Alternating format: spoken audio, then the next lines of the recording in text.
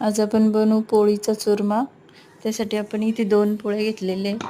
अशा प्रकारे आपल्याला पोळीचे तुकडे करून मिक्सरच्या भांड्यात टाकून मिक्सरमधून बारीक करून घ्यायचे।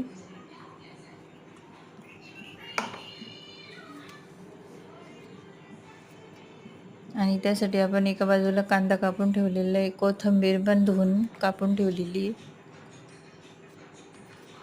लसूण पण सोलून कापून ठेवलेला आहे।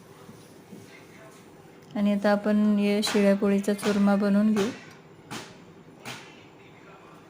शिळ्या पोळीचा चुरमा खायला खूप छान लागतो। अशा पद्धतीने आपण मिक्सरमधून बारीक करून घेऊ। याला थोडंसं जाडसरच ठेवायचं आहे। आता आपला चुरमा तयार झालेला आहे।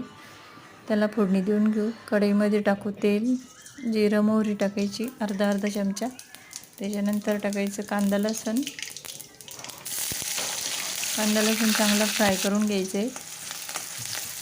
त्याच्यानंतर त्याच्यामध्ये शेंगदाणे टाकू, थोडी हळद टाकू अर्धा चमचा, 1 चमचा तिखट चांगलं फ्राय करून घ्यायचं। आणि पोळीचा चुरमा केलेला आहे आपण तो टाकून द्यायचा, थोडंसं फ्राय करून घ्यायचं। त्याला थोडीशी कोथिंबीर टाकायची आणि अशा प्रकारे आपला चुरमा तयार आहे। चॅनलला सबस्क्राईब करा।